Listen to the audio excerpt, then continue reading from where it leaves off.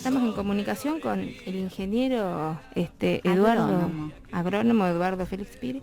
¿Nos escucha, ingeniero? Sí, perfectamente. Ingeniero, buenas ¿Cómo tardes. le va? Buenos días. Muchas ¿Qué gracias. mejor especialista que usted, que se dedica a todo lo ambiental, para hablarnos de este humo tóxico de las islas y de cómo afecta al medio ambiente, a la salud? Claro, es como una prueba masiva de COVID. Si no lo sienten es porque tienen síntomas de COVID, ¿no? En broma. Claro, no tienen Es una olfato. forma de pensar. Claro. Claro. No, hay algunos temas que he escuchado bastante hablar y en realidad el humo de las islas es un humo menos contaminante que el humo de los automóviles, Ujú, de los cigarrillos y de todo lo que hay en el medio urbano. claro. Ah, mire Porque usted es un qué humo dato interesante. claro, es un humo de pastizales. Claro. E Ajá. incluso, si bien el humo es cancerígeno, Ujú. porque en realidad el humo es cancerígeno, o algunas partículas de alquitrán y demás del humo son cancerígenas, nosotros tuvimos una cultura durante aproximadamente 100 años atrás, en la cual el humo era normal en nuestra vida, porque nos calentábamos con leña, vivíamos, Sí.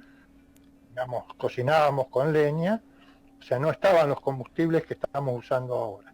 Ajá. Pese a eso evolucionamos a lo que estamos evolucionando hoy. El O sea, el querosén humo de, mismo. ¿Se acuerda bueno, pero el es más, olor? es más peligroso, mucho Eh, más peligroso. Incluso hace unos 15 años yo logré la única vez que le gané una votación en el Consejo Superior de la Universidad fue en contra del cigarrillo. Ah, O bien. sea, ah, para darles una idea Sí, sí, sí. de cómo estábamos antes. Y ahora encontramos cosas muy paradojales. O sea, a la gente les disgusta ese humo que teníamos hace 100 años, pero cuando quiere comprar un jamón de muy buena calidad, compra un jamón ahumado Ahumado, ajá. claro. o un tocino ahumado. Entonces en realidad es como una cultura que en realidad tiene que ver con lo cultural, con lo etológico, porque cuando Ujú, logramos tener electricidad y calidad de vida ujú. en este nuevo modelo, quedó un grupo grande de gente viviendo con leña o con fuegos de madera. Esa Ujú. gente Sí, vivía en ranchos, entonces se le dice olor a rancho claro. al Sí, humo, Mire y es usted. despreciativo. sí, Sí, Entonces sí. en sí. realidad es como que es una paradoja que después vayamos y compremos un jamón ahumado Sí, y sí. nos quejemos del humo de la isla. Lo que sí es muy problemático eh, eh, y contamina es el quemado de las hojas de la ciudad, porque los árboles absorben todas las sustancias tóxicas que hay y los metales Claro, pesados por Claro, claro, sí, claro. sí. Por la en la ciudad, purificación, sí. Sí, sí. claro, y cuando nosotros lo quemamos, ese humo libera esas sustancias. Claro. Entonces, si ustedes me preguntan a mí, no hay que quemar las hojas, que yo lo hacía, que vamos a ser francos, o sea, eh, he cometido esos mismos errores porque Ujú, no he meditado sobre los efectos que tiene cada cosa, ¿no es cierto? Ujú. Pero es mucho más perjudicial el humo de las hojas de la ciudad o el humo de los basurales que el humo de la isla. Eso por un lado con respecto al humo y a la ujú. contaminación. Sí, sí. Ajá. Con respecto al incendio de la isla, es un incendio, hay dos orígenes probables Ujú, del incendio de las islas, Ujú. ahora, en esta época. Porque las islas normalmente las quemaban los productores pecuarios Ajá. para que el pasto rebrotara a la salida del invierno. sí. O sea, en septiembre, por allí. Claro, en primavera. Convenía dejar el pastizal para que la hacienda se guareciera de las heladas y quedara pasto verde debajo. Ajá. Ujú, Ahora, ¿qué ocurre? Estas quemas primitivas, o sea, anteriores a eso, se producen por dos motivos. El primero, problemas políticos, mm, conflictos con el campo. Fue la vez pasada, en las que se comprobó que hubo gente que fue a prender fuego a propósito. sí. En este caso, y otros responsables por, digamos, por necesidad, son los cazadores. Cuando los cazadores se encuentran con grandes masas de vegetación, cazadores muy primitivos, ¿no es cierto?, que cazan para Ujú. vivir, para Claro. comer, queman zonas para que se reduzca el área de las especies que van a cazar y así poder atraparlas mejor. Claro, sí. Esto tiene varias consecuencias, porque si bien ellos cazan mejor, hacen como una especie de mosaico en la matriz vegetal, que también permite que haya más micrositios para que se regeneren nuevas plantas o nuevos tipos de plantas, porque entra luz antes, hay plantas más invernales y demás. O sea, es una mecánica con la cual ha coevolucionado la llanura, o y en este caso el valle del río de inundación. Y tiene una ventaja muy grande que la gente no se da cuenta, que por suerte la vez anterior, que hubo una quema política, digámoslo así, resolvió un problema ambiental mucho más grave. ¿Por qué? Las islas y todos estos ambientes, la llanura también, cuando vienen periodos muy productivos y hay gran biomasa, cuando se prende fuego al final del invierno, después de las grandes heladas, se queman totalmente. Y se queman en forma explosiva, con lo cual los fuegos matan mucha biofauna, alteran bastante más el ambiente porque no crean micrositios. O sea, hacen tabla rasa, como cuando viene la inundación, hace tabla rasa con todo. Sí, y ese año de que hubo esas quemas anticipadas, pasó exactamente eso. Hubo un montón de quemas anticipadas que fueron muy vociferadas en los medios, y yo estuve después cuando vino la gran quemazón natural, porque en algún lugar, cuando hay tanta biomasa, se prende, o alguien prende fuego, porque también hay muchos fuegos intencionales, y avanzó el fuego y quemó grandes áreas, pero claro, como había pedazos que estaban rebrotados y pedazos quemados que hicieron de contrafuego, yo estuve justamente recorriendo las islas en ese momento y mucha fauna estaba en los lugares que estaban recién quemados anteriormente y en los lugares que estaban rebrotando, lo cual es una salvaguarda. O sea, dejar que todo se queme en forma violenta, todo un gran ecosistema, es más peligroso que quemarlo en pequeñas partes. Eso con respecto al ambiente, ¿no es cierto? Sí.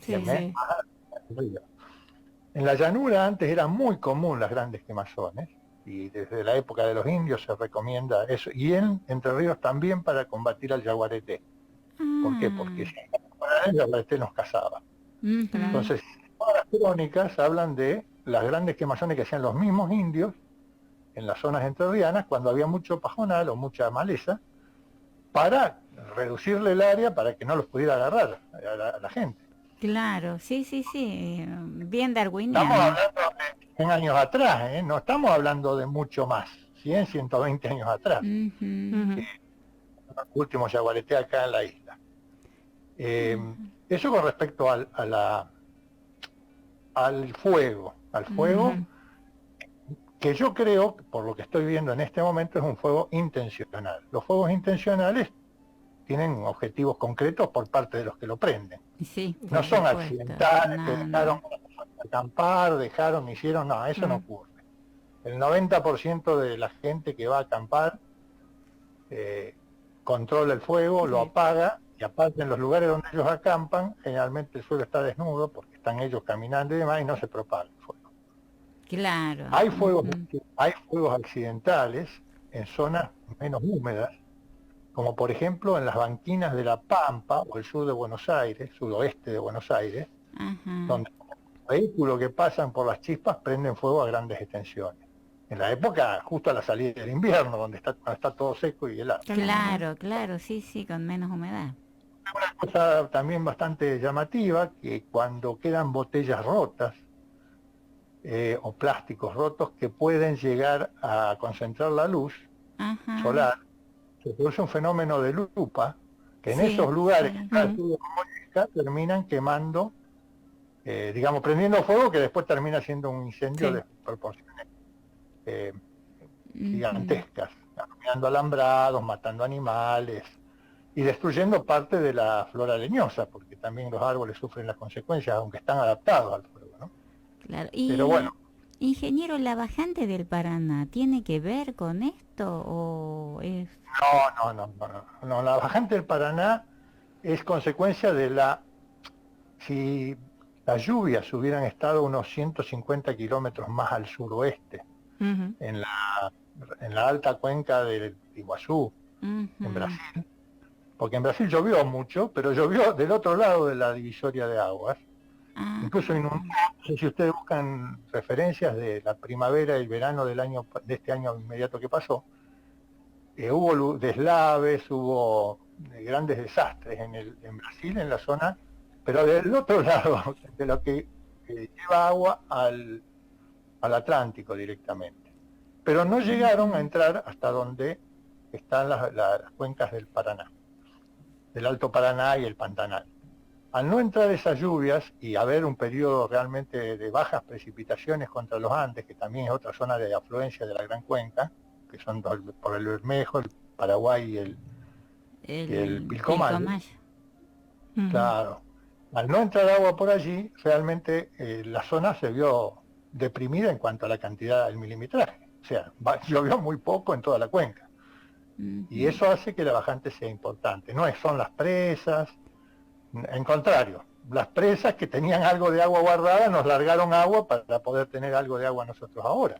Claro. O sea, vamos a ser francos. Las presas en este caso, por una cuestión de convenios y charlas que ellas generaban energía, como cayó el consumo de energía por el COVID, se funda todo. Por eso digo, las cosas son bastante más complejas de lo que uno cree.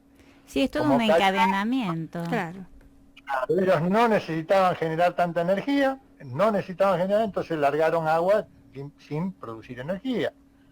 Y eso nos sirvió para que el río esté más o menos navegable, ¿no es cierto? Claro. Está en 80 centímetros. Estuvo muchas veces más bajo, Ojo. ¿Hemos tenido más bajo? Sí, tuvimos mucho más grandes que la que ocurrió ahora. Ay, fíjese que la pintan como que es la más baja. No, siempre lo peor nos sucede a nosotros, pero no es así. Tiene razón. Siempre los problemas de uno son los peores. O sea, en la búsqueda encontramos amigos que han estado cuando el canal solamente tenía agua. O sea, el canal central del Paraná. Claro. O sea, que hoy no llegamos a eso, esta vuelta no llegamos a eso. Por supuesto, había otra flota de barcos que circulaban, había otra mirada sobre el río, que era más de minera, y ahora es más lúdica, o sea, más de entretenimiento. Y en realidad se debe, hay varias personas que están estudiando esto, pero en general la Argentina no estudia el movimiento del Atlántico Central, que es el que modifica la entrada de lluvias a la región. Los brasileños están estudiando, pero la parte que más le interesa a ellos. Y el resto del mundo estudia el Niño, que es el que modifica. Nosotros sabemos que el río va a crecer. ¿Por qué sabemos eso? Porque hay una correlación en el movimiento de los contralicios. O sea, los vientos, ¿cierto? Son los vientos que van por la zona tropical llevando la humedad se ven frenados en el Pacífico.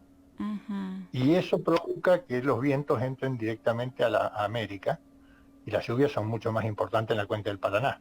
O sea, realmente cuando hay una correlación, y hay trabajos hechos sobre la correlación entre el Niño y la lluvia en la llanura pampeana.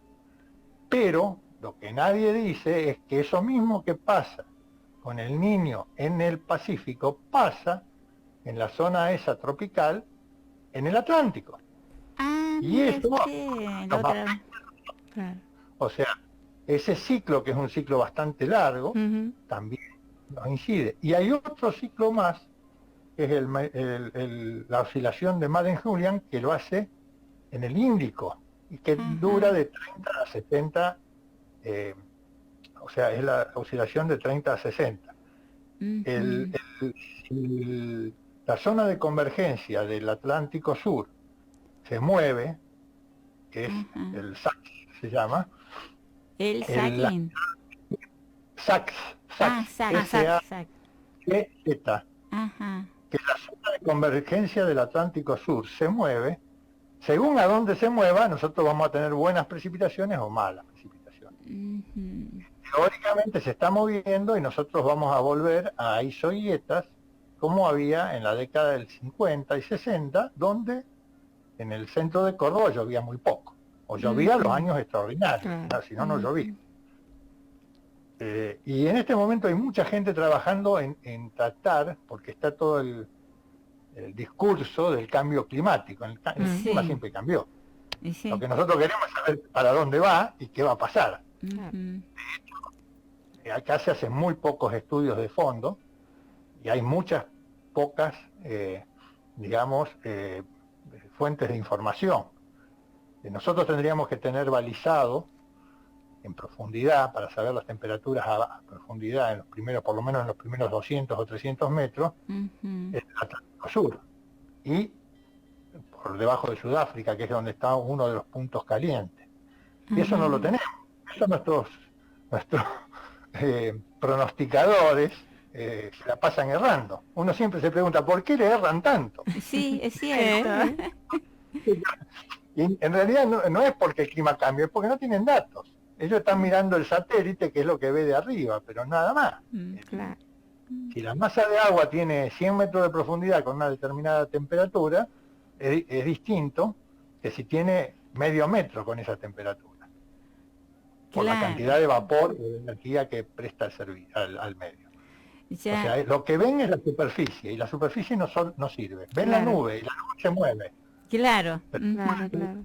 Sí. A ver la dinámica de la nube, primero porque es muy compleja, la dinámica de las envolturas fluidas, hay modelos muy grandes trabajando, creo que hay como 15 o más modelos trabajando solamente sobre el Niño, que todas las salen publicados en un informe que sacan cada X días, no me acuerdo si son cada 2 meses o cada 3 meses, que me lo mandan, del Niño, y todas, ninguna coincide, pero tienen una tendencia que es parecida, y de la componente de esa tendencia se saca el pronóstico.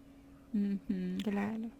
Estamos hablando de supercomputadoras trabajando con un modelo que, por ejemplo, tiene el CAR, el índice del Caribe, el TSA, que es el índice del Atlántico tropical, pero nosotros no tenemos datos de todo lo que tenemos adelante nuestro, ni le aportamos datos a nadie. O sea, nosotros tenemos un servicio meteorológico totalmente depauperado y que solamente hace estadística. Y la estadística de algo que siempre cambia, no es la media, porque justamente vamos a ciclos más húmedos, vamos a ciclos más secos.